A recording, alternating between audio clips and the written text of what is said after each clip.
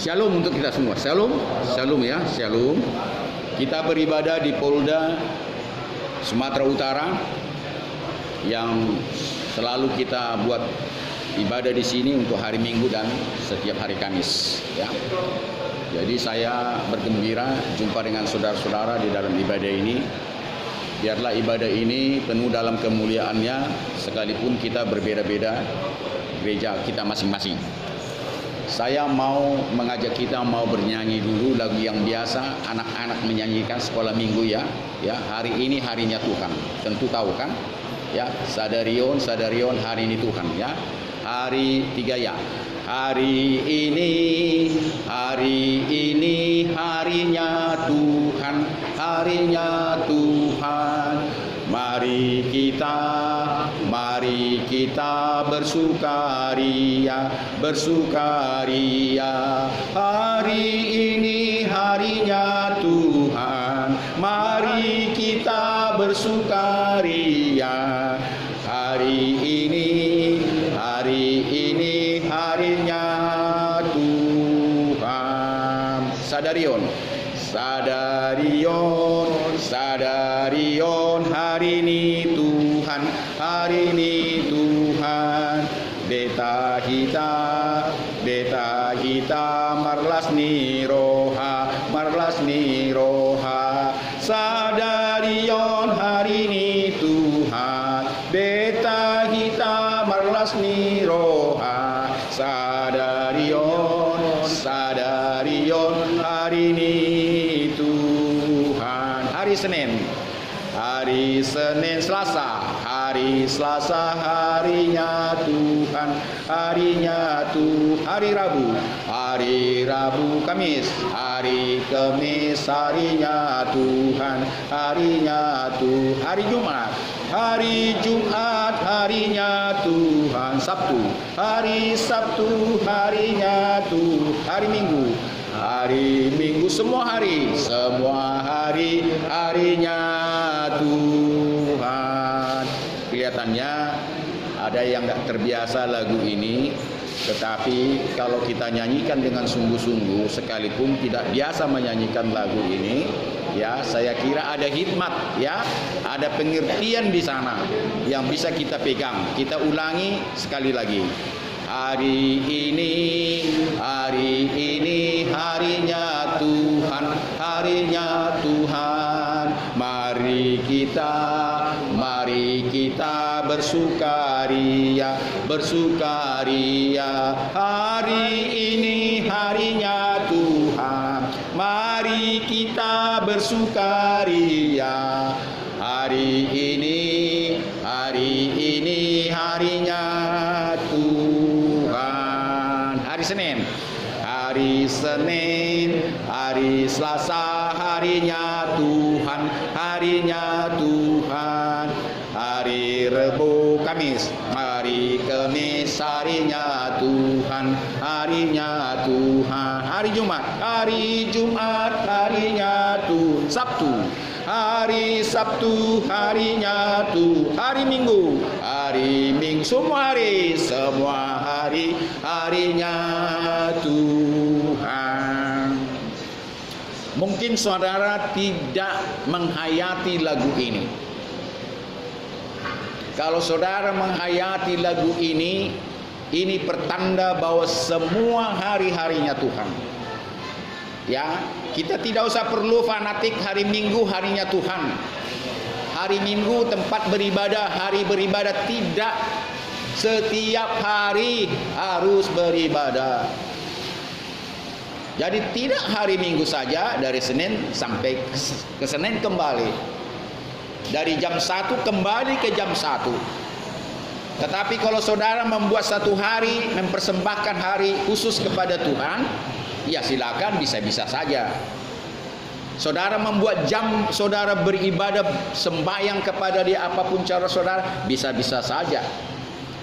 Tetapi Tuhan mau setiap hari, setiap jam, setiap detik saudara harus bisa beribadah, berkomunikasi kepada Tuhan. Amin. Amin. Ini banyak orang keliru. termasuk orang Kristen seolah-olah khusus hari ini, khusus jam ini adalah untuk Tuhan. Padahal kalau ditanya Tuhan itu Tuhan hidup, Tuhan yang tidak pernah tertidur dan terlelap, Tuhan yang tidak pernah mengantuk, dan Tuhan tidak pernah makan minum dan istirahat. Karena Tuhan itu bukan seperti makhluk hidup kita harus makan dan minum. Karena itu orang Israel mengatakan dia adalah El Gibor, Elohim Gibor, Tuhan jaya dan perkasa. Perkasa artinya tidak perlu makan minum dan istirahat. Karena kekuatannya adalah kekuatan yang luar biasa, dari kekal sampai kekekalan, dan tidak pernah hilang kekuatannya. Jadi kalau saudara mengaminkan Tuhan tidak pernah tidur dan terlelap, nanti ada di dalam Mazmur 121 itu Raja Daud mengatakan, pertolonganku datang daripada Tuhan pencipta langit dan bumi. Dia tidak pernah membuat kakiku goyah. Tuhan adalah pertolonganku, yang dia tidak pernah tertidur dan terlelap. Itulah Tuhanku, kata Raja Daud. Raja Daud, banyak orang mengenal dia, tetapi banyak orang tidak mengenal perkataan-perkataannya yang luar biasa. Perkataan dia adalah perkataan yang diilhami, perkataan yang didasari dengan penyertaan Tuhan. Sehingga perkataan Raja Daud bisa kita katakan suatu nubuatan, suatu hal yang hidup, karena perkataannya berasal daripada persekutuan dengan Roh Tuhan pada saat dia melantunkan mazmur-mazmur kepada pencipta langit dan bumi, yaitu El Sebaot, pencipta langit dan bumi yang maha kuasa. Dia adalah yang maha kuasa, yaitu dia yang menciptakan langit dan bumi termasuk saudara dan saya. Dan dia tidak pernah lupa untuk segala kebutuhan. Kebutuhanmu, kebutuhanku, kebutuhan tumbuh-tumbuhan, kebutuhan binatang-binatang, bahkan kebutuhan gunung berapi, halilintar, petir, dan segala planet-planet dia cukupkan, dan dia peduli untuk segala ciptaannya. Karena pada saat Tuhan menciptakan langit dan bumi dan segala isinya dan semuanya itu, dia memandang baik. Tidak ada yang tidak baik dalam pandangan Tuhan. Dan tidak ada satupun makhluk yang dibiarkan begitu saja. Dia sangat peduli dan menyediakan segala apa yang saudara butuhkan sampai detik ini. Sekali lagi saya katakan, Tuhan sangat peduli apa yang saudara butuhkan dari hari-harimu sampai detik ini, di mana saudara dalam penjara Polda Sumatera Utara ini. Maka itu orang Israel mengatakan dia apa? El Jireh. Ingat itu. Elohim Jireh, Tuhan yang maha Tuhan yang sangat menyediakan segala keperluan ciptaannya. Maha menyediakan, ya.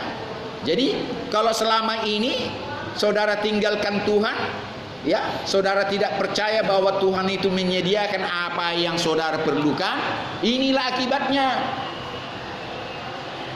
Saudara menjual barang terlarang. Tidak ada istilahnya saya tidak tahu. Tidak ada istilahnya saya tidak tahu apa isinya itu. Dan tidak ada istilahnya baru kali ini. Dan tidak ada istilahnya untuk kebutuhan anakku, untuk istriku yang mau operasi. Dan tidak ada istilahnya keadaan terpaksa. Inilah terkadang otak manusia memakai akal okol, kemampuannya sendiri, sehingga melakukan perbuatan melanggar hukum. Saudara melanggar hukum KUHP, melanggar firman Tuhan juga itu. Ada banyak saudara melanggar firman Tuhan, belum tentu ada pasal di KUHP. Tetapi semua pasal yang ada di KUHP, saya yakin itu pasal yang ada dalam firman Tuhan. Amin. Amin. Ada satu kesaksian saudara menjual kulit kulit tenggilingnya. Nah, itu sudah dilarang. Tidak bisa. Nah, apabila saudara melakukan itu, melanggar hukum. Saudara sudah dikatakan jangan ya terlibat perjudian. Saudara lakukan itu untuk apa? Uang. Padahal iman saudara mengatakan Tuhan itu maha menyediakan segala keperluanku, tetapi melanggar hukum. Jadi jurtul, jadi pemain togel. Ya, Polda Sumatera Utara menggerebek perjudian itu di depan saya lihat. Kotak-kotak judi di situ. Luar biasa banyaknya, dibongkar habis-habisan. Inilah risikonya. Saudara memakai akal okolmu untuk keperluanmu, bukan memakai iman, ya, bukan memakai kepercayaan bahwa Tuhan menciptakanku dan Tuhan memeliharaku. Engkau pakai akal okolmu melanggar hukum, main judi, menjual barang terlarang dan sebagainya, termasuk begal, ya, penipuan, perampokan dan sebagainya untuk uang, ya. Jadi kembalikanlah kodratmu kawan, ya, kodrat yang Tuhan menciptakan yang tidak pernah disesali. Tuhan tidak akan pernah menyesali saudara tercipta di dunia ini. Ingat itu. Tak satu makhluk pun dan tidak satu manusia pun tercipta di luar daripada kehendak Tuhan. Umur berapa umurnya? Ya? 39. Masih muda sekali. Bapak coba umurnya berapa? Hah? 53. Sebelum lahir, sebelum 53 tahun yang lalu Bapak di mana? 53 tahun yang lalu Bapak di mana? Senyum-senyum karena tidak mengerti. Bapak di mana sebelum lahir? Hah? Di kandungan. Sudahkah ada Anda sebelum lahir di dunia ini? Sudah? Belum. Tolong angkat tangan dulu. Belum. Saudara ada di dunia ini sejak lahir. Tolong angkat tangan biar saya lihat. Tolong angkat tanganmu kawan. Betul. Saya katakan, jenggotmu itu Tuhan sudah pernah lihat. Sudah? Kumismu itu Tuhan sudah pernah tahu. Otak kita tidak sanggup memikirkan itu. Bahkan Anda duduk di sini jauh-jauh hari, Tuhan sudah tahu. Kalau saudara belum bisa mengaminkan itu, saudara belum seorang yang beragama kepada Elohim, kepada pencipta langit dan bumi. Karena dia mengatakan segala sesuatunya sudah kuketahui. Maka tidak ada yang baru di bawah kolong langit ini. Maka itu saya bilang, sebelum engkau 60 berapa tadi? 50 berapa? 53. Bapak yang ini berapa? 39 tahun. Jauh-jauh tahun Tuhan sudah mengenalmu. Kalau ini saudara bisa aminkan, luar biasa. Tidak gampang mengaminkan itu, karena otak kita bukan seperti otaknya Tuhan. Ya, Tuhan tidak perlu pakai otak manusia seperti ini. Nggak sanggup kawanku. Dan makanya iblis mengatakan, mana mungkin Tuhan sudah mengenalku, katanya. Itulah rayuan iblis, ya, menggoda manusia itu untuk meninggalkan Tuhan pencipta langit dan bumi yang adalah Ekat. Hanya satu pencipta langit dan bumi, El Ekat. Tidak ada tiga. Ya. Kalau ada yang bilang Tuhannya tiga, ada tiga Tuhan, ada ratusan dewa-dewa, ribuan dewa-dewa, merekalah yang punya dewa itu. Tetapi pencipta langit dan bumi adalah satu yang sudah mengatakan segala sesuatu yang ada di bawah kolong langit ini dan di dalam perut bumi di mana tempat pun ribuan bahkan bermiliar planet-planet berterbangan di sana, lebih besar dari bumi ini. Dia sudah tahu dan dia bisa memandang itu. Tidak satu pun di luar pandangan Tuhan. Cacing dalam perutmu itu kawan, dia tahu. Telur-telurnya pun dia tahu kawan. Bisa diaminkan itu? Betul? Belum percaya saya. Kalau diaminkan artinya betul-betul percaya bahwa Tuhan sudah mengetahui saya sebelum lahir di dunia ini. Nah, itu. Saya mau tanyakan kepadamu. Kalau dia tahu saya bakal mau ke penjara, kenapa Tuhan tidak menggagalkannya? Ini pertanyaan yang sering terjadi sama saya. Betul? Kalau Tuhan mengasihi saya, kenapa dia tidak mau membantu saya biar jangan jual togel, biar jangan menjual kulit terenggiling dan sebagainya? Saya mau tanya, yang baik yang saudara tahu itu berasal dari mana? Ibadah ini interaktif. Di gereja tidak seperti ini. Tidak bisa di gereja seperti ini. Inilah luar biasa. Yang baik selalu datang dari mana? Dari Tuhan, pencipta langit dan bumi. Amin. Kebalikan yang baik itu, katakanlah yang jahat, yang buruk, berasal dari mana itu? Dari setan. Siapa setan itu? Itu adalah sebenarnya diri kita sendiri yang dipengaruhi oleh iblis. Amin. Dari setan segala yang buruk dan yang jahat. Amin. Bagaimana Anda mengaminkan saudara sudah dikenal Tuhan sebelum lahir di dunia ini? Jawabanmu salah kawan. Nah, disinilah banyak orang keliru dan tidak mengetahui tingkat kepercayaan, tingkat pengetahuan tentang manusia dan pencipta langit dan bumi. Makanya saya ragu tadi. Saudara percaya bahwa saudara sudah dikenal sebelum lahir.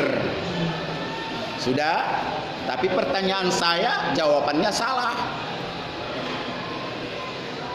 Jangan kambing hitamkan setan, iblis, apapun namanya itu. Sudah? Nanti dia tertawa. Emangnya gua yang bikin lo masuk penjara?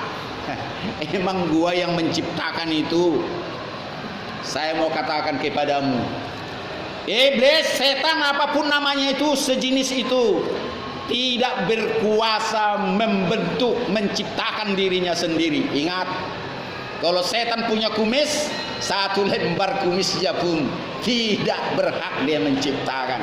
Kalau setan gundul kayak saya, gundulnya itu pun tidak dia ciptakan kawan. Ingat, itu makanya disebut Tuhan pencipta langit dan bumi disebut El Sebaot, Elohim, pencipta yang maha pencipta langit dan bumi. Jadi tidak ada makhluk, baik setan entah apapun yang saudara katakan, manusia, tumbuh-tumbuhan, ya binatang sekalipun, tidak berkuasa menciptakan apapun untuk dirinya sendiri. Ini harus diaminkan. Kalau nggak bisa diaminkan, belum orang yang beriman kepada dia. Ya, nanti baca itu di dalam ratapan 3 atau ratapan 2, ya 3 itu. Segala yang baik dan yang buruk tetap berasal daripada pencipta langit dan bumi. Manusia banyak terkecoh seolah-olah yang jahat itu datang dari iblis. Salah.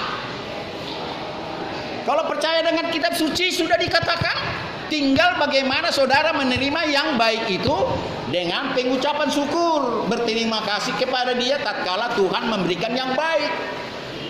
Dan tatkala dia memberikan yang buruk, saudara gagal, tidak berhasil, dan bahkan sakit penyakit, jangan katakan itu dari iblis. tetap katakan itu datang daripada Tuhan, pencipta langit dan bumi. Makanya tidak selamanya Tuhan memberikan yang enak-enak kepada ciptaannya. Itu ajaran anak-anak itu. Yang tak enak pun dikasih sama umatnya. Untuk apa? Untuk bertekun, untuk tetap. Kalau selalu yang enak dikasih, saudara tidak akan pernah mengatakan enak lagi itu. Ya, apa makanan yang paling enak sama Bapak? Coba dulu interaktif. Apa yang paling enak? B1, B2, B4, B5 apa? Apa yang paling enak? Sebut. Jangan ketawa. Apa? Daging ular? Biawak? Ayam. Bapak apa? Daging apa? Kura-kura? Kalau terus Anda makan itu ayam dan kura-kura, tidak akan enak lagi. Tentu saudara makan juga yang tidak enak, sehingga saudara tetap mengatakan inilah yang paling enak, daging ayam itu. Itu ilustrasinya kawan. Jadi Tuhan juga terkadang memberikan yang buruk juga kepada kita, tapi bukan karena melanggar KUHP, bukan karena kita melakukan kesengajaan. Ya, karena Tuhan berfirman, dikatakan begini, sejauh timur dari barat aku jauhkan pelanggaranmu. Bayangkan sebetulnya Tuhan menjauhkan pelanggaran. Jadi jangan katakan saudara jual togel itu dari Tuhan. Jangan pula. Bukan itu maksudnya yang buruk dari Tuhan. Ya Bapak, jangan katakan menjual kulit terenggiling ini Tuhan ajari. Oh tidak, bukan itu. Bukan itu maksudnya yang buruk dari Tuhan. Ya, yang buruk daripada Tuhan, saudara melakukan di luar kehendakmu. Misalnya rumahmu dibongkar maling, ya, tanpa saudara ketahui. Terkadang dikasih maling ke rumahmu, dikasih penyakit kepadamu, ya, dikasih kadang anakmu mati tiba-tiba, bahkan istrimu mati tiba-tiba, di luar daripada kehendakmu. Inilah yang namanya ujian bagimu. Di dalam kitab Yakobus dikatakan apa? Saudara-saudara, berbahagialah, bersukacitalah apabila berbagai-bagai pencobaan datang kepadamu. Itu membuat engkau ujian iman. Imanmu diuji dengan berbagai-bagai pencobaan sehingga engkau bertekun dalam pengujian itu.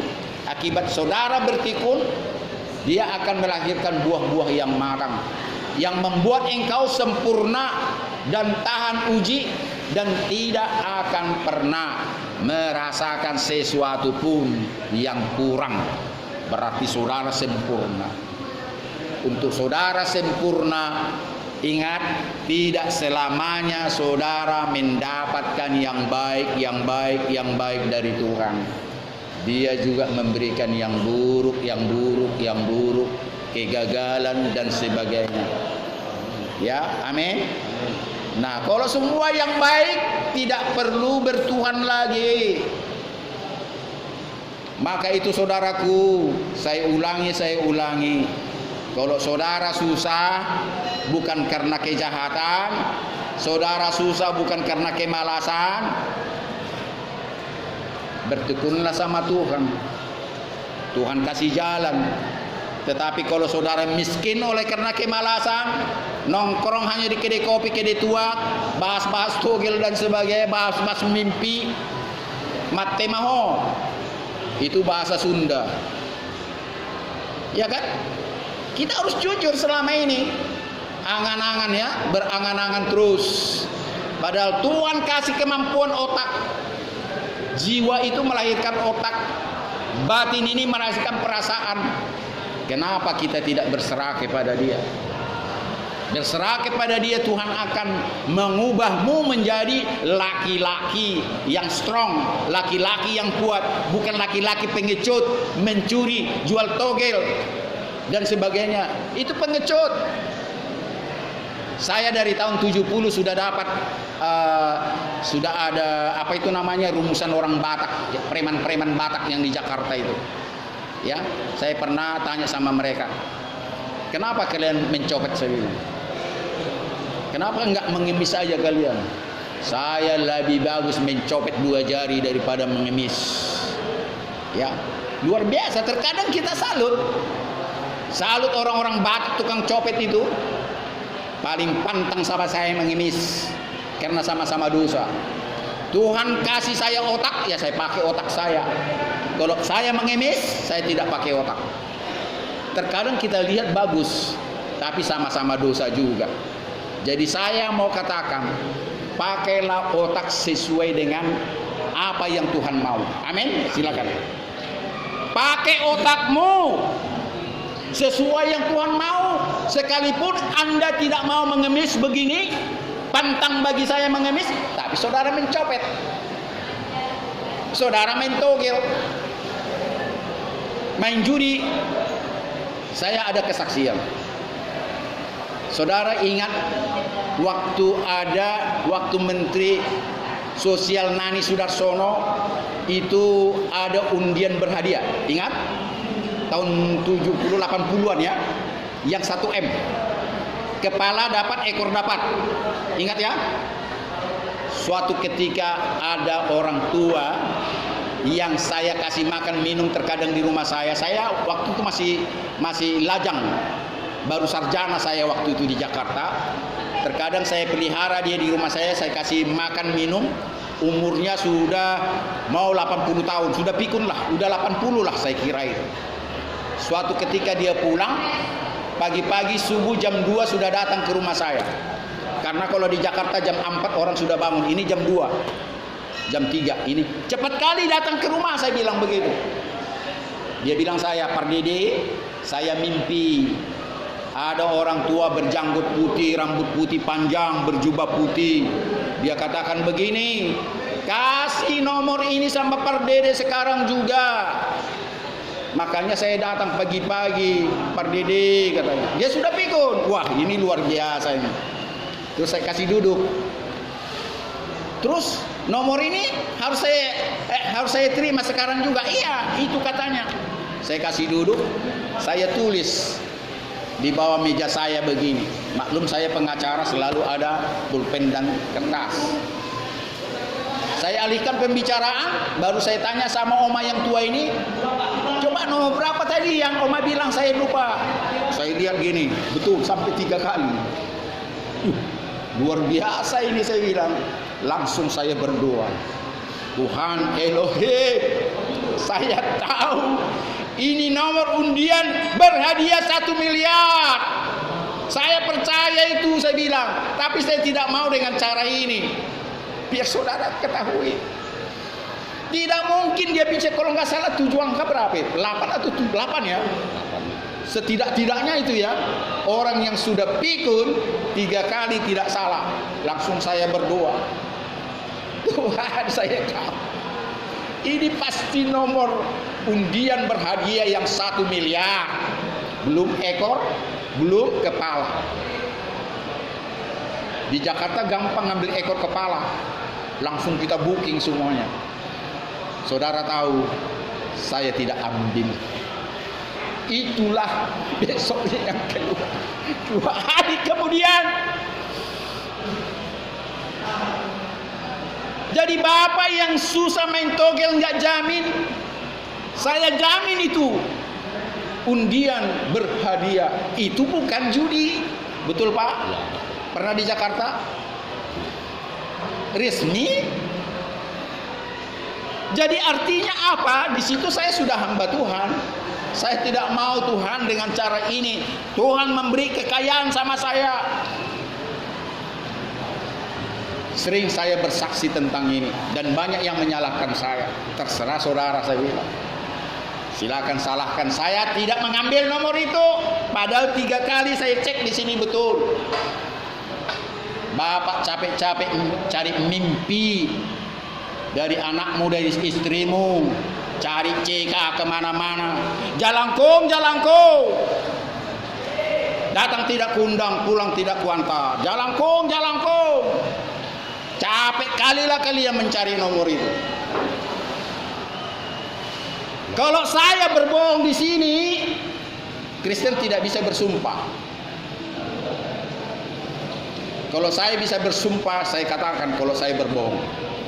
Tapi Kristen tidak bisa bersumpah. Kalau bisa saya bisa bersumpah ditabrak mobil saya nanti. Tapi saya tidak mengatakan itu. Inilah saya mau katakan kepada saudara-saudara. Khotbah ini bukan sekedar untuk orang Kristen, tapi untuk kita yang beragama. Saudara mau Buddha, Hindu, Islam, apapun. Ini khotbah yang umum. Karena inilah manusia lupa bahwa Tuhan El Jireh, Elohim Jireh yang menyediakan segala keperluan manusia. Tapi manusia tidak sabar, mau cepat. Adiknya si Rambo siapa yang sedang ditangkap? Siapa namanya? Si Sambo. Katanya itu ada si Rambo. Rambo itu. Saya dengar itu. Adiknya itu. Nah, kan kita baca di media sosial. Ngomonglah si Rambo nih. Sambo. Kenapa kau lakukan itu? Katanya. Itu artinya apa? Walaupun ini bercanda, nyatanya memang dia sudah bersalah, makanya sudah ditahan, bahkan istrinya dan sebagainya. Inilah manusia yang tidak percaya bahwa Tuhannya pencipta langit dan bumi, yang tidak pernah tertidur dan terlelap, menyediakan segala diperlukannya. Dia pakai akal okol, maka dia masuk di penjara, di hotel Prodeo, gratis. Saudara enak dikasih makan dan minum, sedangkan banyak orang korek-korek sampah kasih makan B2-nya. Pendeta, saya mau tanya. Silakan, ini ibadah santai tapi hikmat tapi kudus. Silakan Pak. Bukankah di Alkitab mengatakan segala sesuatu ada yang menciptakannya? Amin. Apakah salah satu iblis adalah ciptaan Tuhan? Ya, tergantung saudara mengaminkan atau tidak. Kalau iman saya dan perkataan kitab suci, segala sesuatu adalah ciptaan Dia. Kecuali Tuhan, Alfa dan Omega. Kecuali Tuhan, dialah Alfa dan Omega. Amin. Dia yang pertama dan yang terakhir. Makanya saya bilang, kalaupun ada iblis di sini punya janggut, satu lembar janggutnya pun bukan dia yang ciptakan itu. Bahkan iblis digambarkan kepala botak kayak saya ini, botaknya itu pun tidak diciptakan oleh ini. Cuman Pak, saya mau tanya. Silakan. Segala sesuatu ciptaan Tuhan. Amin. Di Alkitab mengatakan kita harus menjaga, merawat, dan melestarikan. Amin. Apakah salah satu iblis itu harus kita jaga, kita rawat? Kita rawat dalam arti kita sampaikan kebenaran, karena dia bisa berkomunikasi dengan manusia. Jadi Pak, kalau kesimpulannya, manusia selalu salah berdoa, jauhkan diri dari iblis, tidak pernah berdoa untuk iblis, berjalan di atas kehendak Tuhan. Di mana doa sebenarnya? Doa diri kita jauh dari iblis, atau doa iblis bertobat menjalani apa yang dihendaki Tuhan. Berarti kalau iblis ini berjalan sesuai kehendak Tuhan, berarti dunia ini nggak ada iblis, maka kejahatan akan hilang dari dunia ini. Kalau kita berdoa, kita jauhkan dari segala musibah, dari iblis, makanya dunia ini tetap akan ada musibah. Ya, amin. Ini tergantung bagaimana orang strong. Kalau kita strong, kuat, jangan takut sama iblis. Ya, jangan takut kalau kita kuat. Makanya kita tidak usah berdoa, jauhkan saya dari pencobaan atau ujian atau dari iblis. Itu manusia yang strong. Dan saya tidak pernah berdoa seperti itu. Jangan salah, saudaraku. Ya, saya dari Jakarta tahun berapa ya? Tunggu, saya ingat dulu. Tahun 93 sendiri saya bawa mobil. Saya lewat Pekanbaru masih hutan itu. Ya, masih banyak ular, masih mungkin ada pun sini. Berani saya sendiri. Saya tidak lama ke kota Canget, kota hantu katanya. Orang itu pun tidak berani jalan malam ke Medan. Saya jalan sendiri naik sepeda motor Vision. Karena saya tidak pernah biar iblis atau setan atau apapun jauh sama saya. Itu kesaksian saya. Jadi kalau orang masih berdoa, Tuhan jauhkanlah saya dari godaan-godaan setan dan itu dia nggak strong. Ya, saya tidak salahkan dia tidak mampu. Tapi kalau kita sudah kuat, jangan pernah berdoa seperti itu. Tuhan kuatkan saya. Ini dia. Kuatkan saya pada saat saya digoda oleh iblis apapun namanya itu. Termasuk wanita-wanita penghibur. Termasuk HP yang di mana-mana itu ada gambar porno, video porno. Sekalipun kita buka di sini, saya bisa lihat porno. Tuhan kuatkan saya dengan video-video porno di sini. Kuatkan, bukan jauh, nggak mungkin. Karena di sini gampang saya sekali tekan keluar. Nah, itulah artinya kalau kita betul-betul bertuhan, jangan ciut. Jangan ciut. Saya tambah sedikit lagi. Pernah dengar cerita Daud mengalahkan Goliat? Pernah. Pernah kan? Agak lupa. Oke. Daud orangnya pendek. Kerjanya hanya menggembalakan kambing domba. Ya.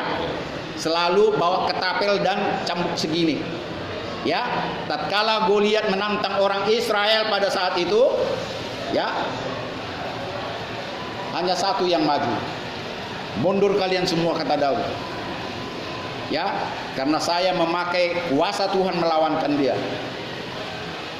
Sebelum jumpa kepada Goliat, apa kata Goliat sama Daud? Hai engkau gembala, yang kau kiranya aku anjing, maka kau bawa cambuk-cambuk sama aku. Apa kata Daud? Ingat, karena engkau sudah menghina Tuhanku, karena aku berangkat dengan nama Tuhan pencipta langit dan bumi. Sekarang ini juga nyawamu diberikan di tanganku. Inilah dua orang yang strong, yang kuat. Jangan ciut. Berarti Daud membunuh Goliat. Bunuh Goliat. Goliat. Kenapa waktu itu Daud nggak berdoa supaya Goliat ini membantu manusia? Karena segala ciptaannya kan kita harus hidup. Betul.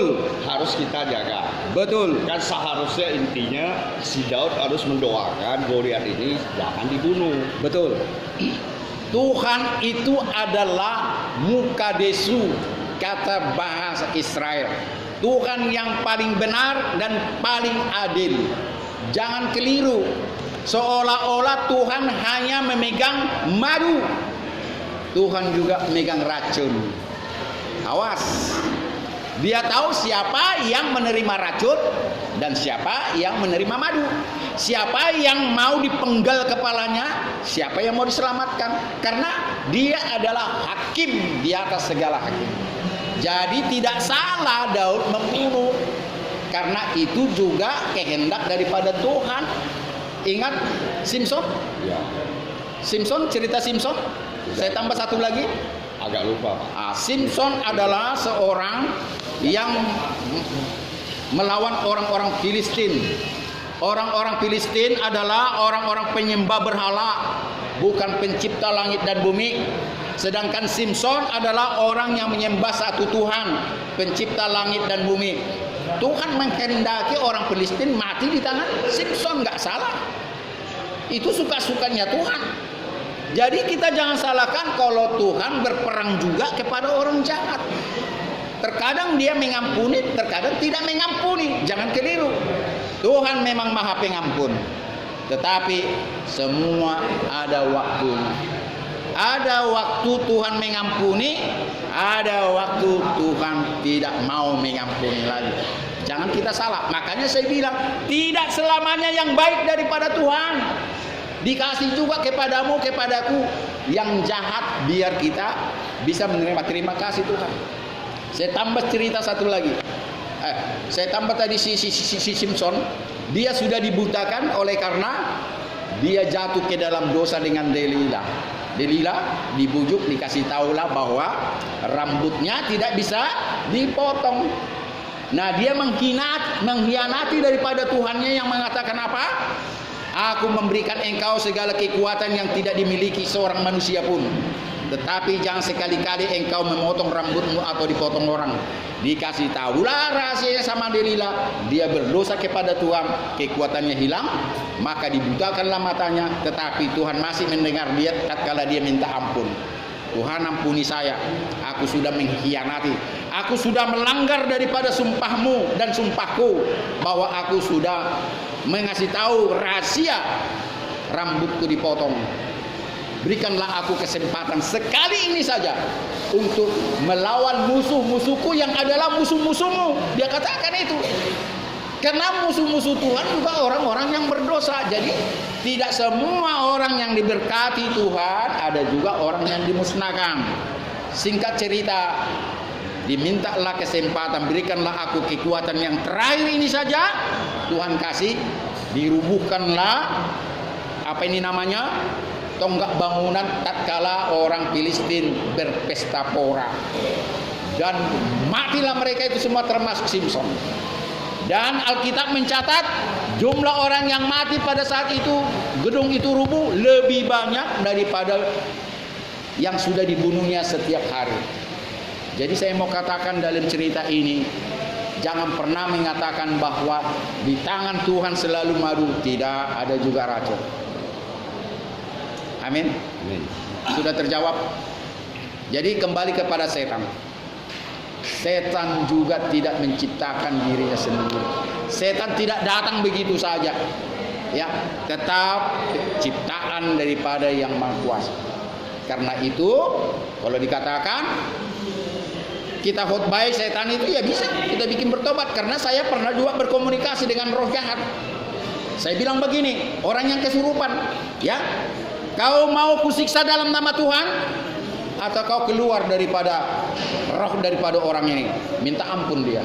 Kau siapa? Dia sebut apa? Aku adalah tangan kanan daripada Nyi Roro Kidul. Siapa namamu? Nyi Sukeni. Sampai saya ingat sampai sekarang. Jadi Pak, saya mau tanya, kenapa pada saat itu Bapak minta dia keluar dari tubuh orang yang kesurupan? Kenapa Bapak enggak memusnahkan agar orang lain enggak kena? Kan saya usir dia keluar. Usir nanti masuk lagi ke orang lain, kan jadi musibah bagi orang. Betul, itu di luar daripada ya kemauan saya lah pada saat itu. Ya, sama dengan cerita di sini, orang yang kesurupan waktu Yesus ya diminta oleh roh jahat itu, ya, janganlah aku bunuh, tetapi izinkanlah aku masuk ke babi-babi. Masuklah roh jahat itu kepada babi-babi waktu itu ada di situ. Kenapa nggak dimusnahkan? Apakah bukan salah satu diberikan kesempatan untuk bertobat? Kita jangan mendahului kuasa Tuhan, itu hak dia. Kenapa sampai iblis tidak dimusnahkan semuanya? Makanya saya bilang yang baik dan buruk selalu berasal daripada dia. Apakah itu ada kaitannya waktu Adam dan Hawa diciptakan, makanya Adam dan Hawa memakan apel pengetahuan, dan iblis ular itu tidak dimusnahkan Tuhan karena salah satu adalah percobaan Tuhan untuk iman seseorang. Tatkala kejadian itu memang jelas manusia tergoda. Hai Hawa, kenapa kau makan buah yang kularang di tengah-tengah taman itu? Taman Eden ya Pak? Taman itu. Ular yang ada di dekat kami inilah membujukku untuk memakannya. Katanya, apabila aku makan buah itu, aku sama dengan engkau Elohim, yaitu Tuhan pencipta langit dan bumi, dan aku akan mengetahui yang baik dan buruk. Makanya ku makan. Itu kata si Hawa. Ditanya sama si Adam, Adam, kenapa kau makan buah yang kularang kau makan itu? Perempuan yang kau kasih itulah kepadaku membujukku sehingga ku makan. Jadi manusia selalu berdalih dan berdalih. Saudara bisa berdalih, istriku lagi mau dioperasi, anakku lagi sakit, maka aku mencuri dan sebagainya dan sebagainya dan sebagainya. Itu saudara memakai akal okol. Akal okolmu kau pakai tanpa saudara bertekun agar Tuhan memberikan jalan kepadamu mendapatkan uang yang halal. Kalau saudara percaya bahwa Tuhan itu El Jireh, Tuhan yang maha menyediakan segala keperluan umatnya, bertekunlah dalam doa, tapi bekerja juga. Jangan nunggu di kedai tua. Habislah uangmu, pakai lagi, ambil togel lagi. Cari-cari mimpi orang lain dan sebagainya. Saya mau katakan Pak, tolong Pak lihat di sini. Di sini perjanjian lama, perjanjian baru tidak ada kata judi di sini, dan tidak ada dilarang di sini menjudi. Bukan berarti kita bisa menjudi. Di sini tidak ada dilarang menjudi. Tetapi ada satu ayat perkataan Rasul Paulus masalah kasih. Ya, itu ada di pertama Korintus 13. Nanti di situ ada dikatakan kasih itu adalah salah satu ciri khas kasih, tidak mencari keuntungan untuk diri sendiri. Main judi, bukankah demikian? Ya, cari contoh. Segala cara dipakai untuk menang. Betul. Saya pernah juga menjudi Pak, joker karo. Tahu? Ya, orang lain yang di. Saya kocok kartu ini, sudah. Saya tambah kartu saya lebih banyak. Biar cepat masuk kan?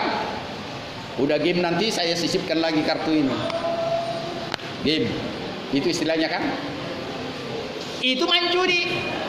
Artinya segala cara kita buat bagaimana kita untuk menang. Inilah yang melanggar kasih. Kasih itu tidaklah mencari keuntungan diri sendiri. Apalagi ekonomi Pancasila seperti itu. Bapak pedagang? Pedagang. Dengan mengeluarkan modal yang sekecil-kecilnya demi untuk meraup untung yang sebesar-besar. Hukum ekonomi. Tetapi kita bukan hukum pakai itu. Hukum ekonomi Pancasila. Tidak seenaknya berbohong. Modal saya 1 juta katanya. Pada 600.000. Tolonglah Pak, 1.050.000 aja biar ada untung saya 50.000. Berdosa atau tidak? Ini pro dan kontra. Orang mengatakan tidak berdosa, dia yang bodoh. Dia tidak tahu berapa modal saya tipu dia. Salah. Modal saya 1 juta, padahal 600. Tolonglah Bu, 1.050.000 biar ada untung saya. Percaya dia. Apalagi saya orangnya percayaan. Saya beli, oh udahlah, ya udah. Hukum ekonomi Indonesia bukan seperti itu. Hukum ekonomi Indonesia adalah ekonomi Pancasila. Jangan ada tipu-tipu. Tukang ikan rata-rata katanya timbangnya di setel. Katanya ya. Ada setengah on dan sebagainya. Bukan hukum itu yang kita pakai. Sekalipun hukum ekonomi mengatakan sekali lagi mengeluarkan modal yang sekecil-kecilnya demi untung sebesar-besarnya. Hukum kita adalah sesuai dengan hukum Kristus. Kasihilah sesamamu manusia sama seperti engkau mengasihi dirimu sendiri. Hukum yang terutama yang kedua. Ada lagi pertanyaan? Ya, Pak. Pertanyaannya ke dalam doa. Kalau kita berdoa, contohnya untuk narkoba, berdoa dalam selalu diucapkan jauhkan diri kita dari narkoba. Kenapa enggak mengucapkan agar semua manusia jauh dari narkoba? Kalau semua manusia jauh dari narkoba, makanya enggak ada yang cipta narkoba. Kalau kita berdoa untuk diri kita jauh dari narkoba, keturunan kita akan kena narkoba, dan di sekeliling kita semua istilahnya orang narkoba. Kembali Pak, pertanyaan itu balik-balik ke situ, balik lagi ke situ.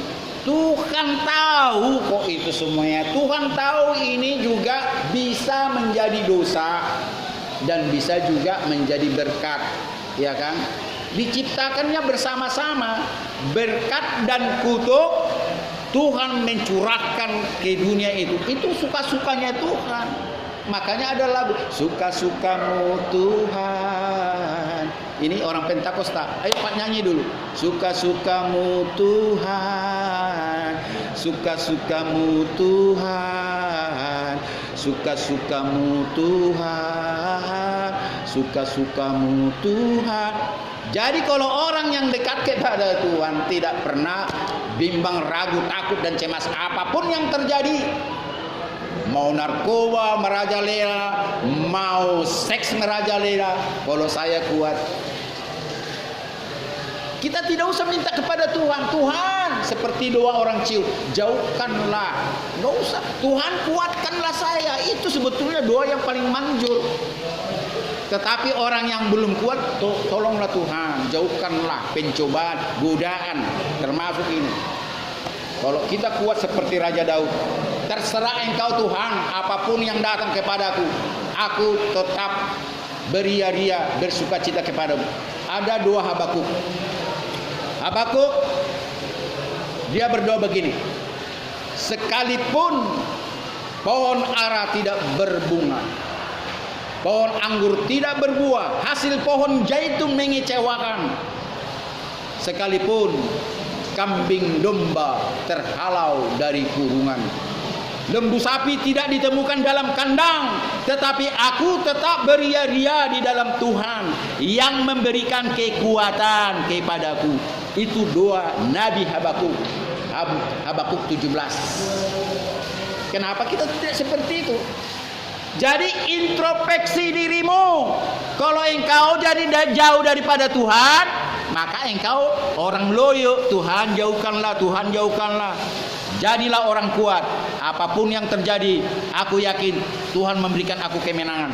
Seperti pengacara Simanjuntak, Elohim menyertaiku. Dulu istrinya dan anaknya dibakar hidup-hidup. Pengacara sekarang, pengacara siapa yang meninggal, Simanjuntak, tidak pernah aku takut. Kesaksian Basuki Rahmat, apa dikatakan? Kematian untung kok bagiku, kenapa aku takut? Ya, EPI dibubarkan di Jakarta hanya Basuki Rahmat, dan sekarang secara nasional EPI tidak ada di Indonesia karena melawan daripada institusi negara, undang-undang dasar negara. Basuki Rahmat, aku tidak pernah takut, kapanpun aku siap mati, karena kematian adalah untung bagiku, kata Basuki Rahmat. Ya harus seperti itu. Kenapa dia bisa, kita tidak bisa? Berarti kita nggak dekat kepada Tuhan. Nggak mati-mati si Basuki Rahmat sampai sekarang. Padahal banyak orang mendoakan dia mati. Aku tahu itu. Dan orang yang berdoa dia mati, bertobat. Bertobat banyak. Bertobat. Ternyata dia tidak mati. Daniel, Sadrak, Mesak dan Abednego, yang tiga itu di sini cerita. Di Al-Quran pun ada itu. Ya. Tatkala Nebukadnezar mengetahui mereka tidak mau sujud kepada lembu emas Raja Nebukadnezar, yang tiga ini tidak mau menyembah, bikin perapian 7 kali lipat panasnya, masukkan itu tiga-tiganya, 7 kali lipat panas daripada api pembakaran, pembunuhan. Saudara tahu, rambutnya satu pun tidak terbakar. Nebukadnezar akhirnya bertobat. Semua siapa yang tidak hormat kepada Sadrak, Mesak dan Abednego, itu Daniel, nama saya Daniel, ya akan ku bunuh. Sebaliknya, dan mulai sekarang menyembahlah kepada Tuhannya Sadrak, Mesak dan Abednego. Disitulah mereka baru menyembah pencipta langit dan bumi, bukan lembu emas. Nebukadnezar itu kisah nyata dalam 2 kitab suci. Saya tidak tahu di Buddha ada itu. Ya, ini salah satu. Jadi itulah terakhir daripada khutbah saya ini. Kalaupun masih ada pertanyaan, ya jangan pakai akal okolmu senantiasa. Karena apa? Tuhan sebetulnya sudah menyediakan segala keperluan-keperluan saudaraku. Cuma saudara sudah kaya kurang kaya, sudah enak kurang enak dan sebagainya, dan tidak mau menderita. Satu. Dan kedua, kalau saudara meminta pengampunan dosa, saudara harus mengampuni orang yang bersalah kepadamu. Tidak akan mungkin Tuhan mengampuni dosamu. Satu lembar pun, satu apapun namanya dosa paling kecil tidak akan pernah terampuni oleh Tuhan pencipta langit dan bumi kalau saudara tidak mau mengampuni orang yang bersalah kepadamu. Ingat itu. Percuma saudara minta ampun sama Tuhan. Lebih bagus tidak diketawai. Lebih bagus nggak usah saya ajari. Ampuni saya Tuhan, ampuni saya. Padahal di dalam otakmu, dalam hatimu banyak orang-orang yang saudara masih kutuk. Banyak dosa-dosa orang yang masih Anda pendam. Karena Alkitab mengatakan bahwa dendam dan hukuman adalah hakku, kata Tuhan. Kenapa Tuhan mengatakan kita tidak berhak? Dendam dan balas dendam dan penghukuman. Tolong bisa dijawab. Kenapa kita tidak diizinkan dendam dan pembalasan? Karena haknya semua adalah hak. Iya, artinya logikanya, secara logika. Kalau kita manusia tetap pernah melakukan sebuah kesalahan, jadi kita sama-sama dosa. Kecuali orang yang berhak untuk tidak mengampuni adalah orang yang tidak berdosa. Kita secara logikanya kita akan sadar diri kita siapa. Sadar kita siapa? Itu aja yang saya pegang. Kita sadar diri kita siapa. Makanya kita tidak bisa dendam dan pembalasan. Karena apa? Diri kita pun bukanlah milik kita. Satu. Orang lain adalah bukanlah milik kita. Dan juga orang lain itu bukanlah miliknya sendiri. Itu banyak pengertiannya. Pertama, diri kita bukanlah milik kita sendiri. Orang lain yang kita jolimi, yang kita balas dendam, bukanlah milik kita. Dan yang ketiga, orang lain itu pun bukanlah miliknya sendiri. Ini 3 hal jangan lupa. Sudah? Karena semua adalah milik yang maha kuasa. Maka tidak bisa kita dendam. Kalau dulu hukumnya pipi kanan tampar, kita balas, tunggu balas lagi. Tetapi hukum sekarang apa? Tampar kanan kasih kiri. Itulah hukum kasih. Kalahkanlah kejahatan dengan kebaikan. Jangan kejahatan dengan kejahatan.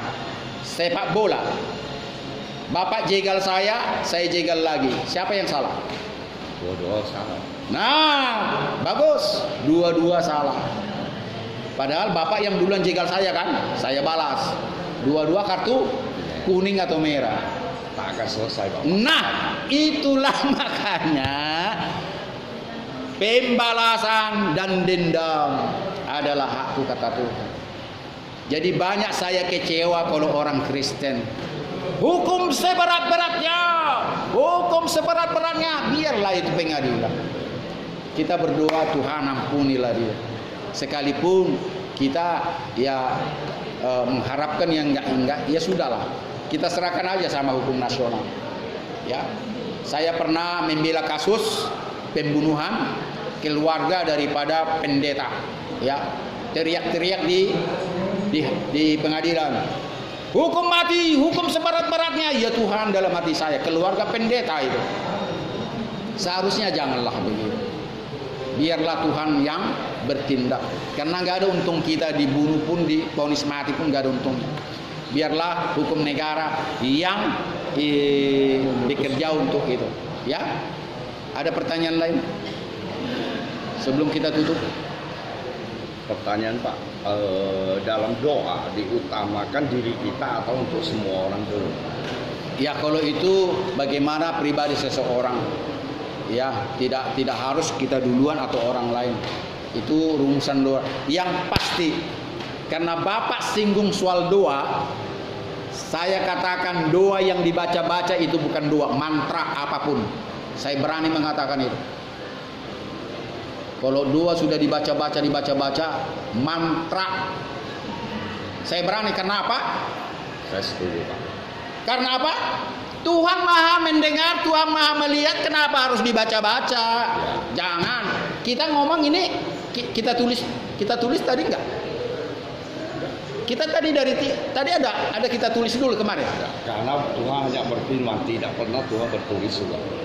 Jadi tingkah laku seseorang adalah doa kalau menurut saya. Saya di gereja manapun khotbah saya bilang itu. Ya. Kalau saudara berhubungan kepada Tuhan, janganlah saudara tulis-tulis begini, baru saudara baca, kantongi, baca lagi. Gak ada artinya itu. Saya bilang saya berani katakan itu. Setuju. Ya, berani. Dan saya siap ke neraka.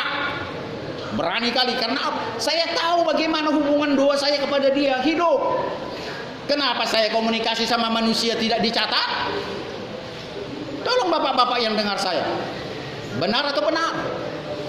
Tuhan mendengar, Tuhan melihat, tapi dicatat. Ini sekarang, itu besok, ini sekarang, itu besok. Tuhannya patung itu. Kalau Tuhannya yang hidup, yang hadir di sini, bebas kita bicara. Itu mau saya katakan. Bapak singgung soal doa tadi. Doa sama Tuhan, berbicaralah apa adanya. Sesuai Mantap. Perbuatan kita, tingkah laku kita. Termasuk saya khotbah di mana-mana, tidak pernah saya tulis khotbah saya, tidak pernah saya catat-catat gini. Biarlah mengalir Sesuai apa adanya. sesuai suka-suka dia. Saya ke gereja manapun khotbah tidak pernah saya siapkan. Yang saya siapkan semua sudah mendarah daging, sudah melengket sini. Saya tidak baca-baca ini lagi. Udah lengket di sini semua. Bukan saya hafal. Firman Tuhan jangan hafal. Firman Tuhan itu renungkan dan minta menyatu ke sumsummu, ke darahmu, sehingga dia bertambah.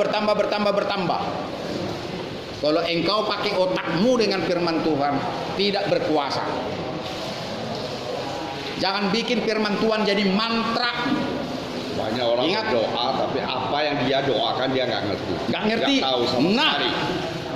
Seperti nyanyi dia. Nah. Baca Alkitab seperti nyanyi. Banyak Apa orang yang tertulis Kristen, maknanya nggak. banyak orang Kristen seperti itu. Ini dihafalnya. Jadi mantra itu, jangan biarkan aja lalu. Mau ngusir roh-roh jahat di situ apa? Berkomunikasi sama dia bebas. Gak usah baca mantra-mantra di sini, jangan. Ini jadi mantra nanti kalau dihafal. Bisa ditangkap? Bisa. Makanya kalau saya baca ini terkadang saya tambah lagi, melebar lagi. Malah melebar lagi. Yang tadinya 6 ayat bisa jadi puluhan ayat. Tambah. Karena dipengaruhi kita pada saat kita membaca-baca ini. Ya. Ini tidak salah, tapi jangan ini hafal. Gak ada gunanya. Kalau menurut saya Pak, benar nggak?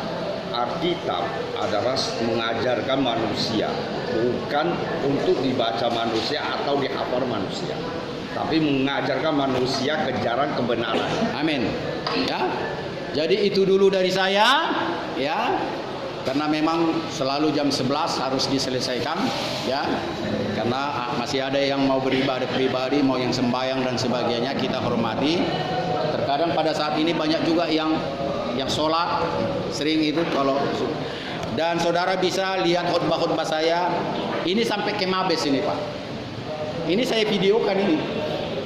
Jangankan ke Polda, seluruh Polda dan Polres sampai ini. Ya. Ya, cuma wajah Anda tidak sebagian ada, ya. Jadi ini khotbah, ini sampai ke seluruh Polres dan Polda, ya. Dan juga ke Mabes. Jadi ini saya pertanggungjawabkan, ya. Tidak ada khotbah yang tidak saya pertanggungjawabkan. Oh, boleh. Amin. Amin. Kebetulan saya juga advokat, ya. Jika saudara ada masalah hukum, boleh kita bantu, ya. Siapa? Ya. Ya, silakan. Saya, ya. Dan saya paling pantang kejar kasus, ya. Jangan, saya tidak mau kejar kasus. Tidak mau saya, pantang saya. Ya. Sama sebagai hamba Tuhan. Tidak mau, manusia. ya. Apalagi saya berebut kasus, saya tidak mau, ya. Saudara mau dibantu hukumnya, saya laksanakan, ya. Dan sebagainya, ya. Jadi saya keliling ini, ya. Bukan hanya Polda Sumatera Utara, ke Polda-Polda lain dan Polres Sumatera Utara saya kunjung. Nanti lihat di YouTube, kalau nanti bebas, ada YouTube-nya situ. Ini khotbah sekarang masuk di situ. Ya kebetulan ini tidak seberapa, saya tidak tunjuk wajahnya. Nanti wajah-wajah banyak orang situ, ya. Tadi air mata Bapak saya tidak ambil. Ya, banyak orang menangis di sini Dan di Nias bayangkan 2 orang umur 70 tahun lebih memperkosa. Bayangkan di Nias. Di Samosir umur 70 tahun lebih, Bapak Polres sendiri membujuk, mengaku saja agar bapak itu diampuni. Ya, tidak mau mengaku. Bapak Kapolres Samosir langsung bicara waktu ibadah seperti ini, luar biasa itu. Tetapi bapak itu tetap berkeras, saya tidak melakukan. Jadi itulah saudaraku, sebetulnya Polres dan Polda juga sebetulnya membantu saudara, ya. Jangan sampai dipersulit, diperingan, ya. Kalaupun belakangan ini ya pamor dari polisi agak berkurang, ya, itu oknumnya ya. Dan kita pun tidak pernah dilecehkan polisi lagi. Kalau dulu kita dilecehkan sama polisi. Advokat ini seolah-olah apa, ya? Padahal kita itu 4 itu. Ya, polisi, advokat, hakim dan jaksa. Ini sejajar, ini tidak ada lebih tinggi, sama itu penegak hukum. Ya, ini saya mau katakan. Jadi jangan pernah takut sama polisi, jangan pernah takut sama jaksa. Ya, yang menentukan saudara bersalah bukan polisi. Amin. Amin. Bukan hakim nanti, ya. Cuma mintalah kejujuran biar saudara tetap jangan dipersulit. Ya, sekarang di Indonesia tidak ada lagi dipukul-pukul, ya. Tidak ada pemukulan kan di sini. Ya kalau dibentak wajar lah, ya. Ya, kalau saudara ribut-ribut ya marahlah Pak polisi dan sebagainya kan. Apakah Pak di tempat ini kita sebagai tempat yang untuk dimana kita merenungkan diri kita?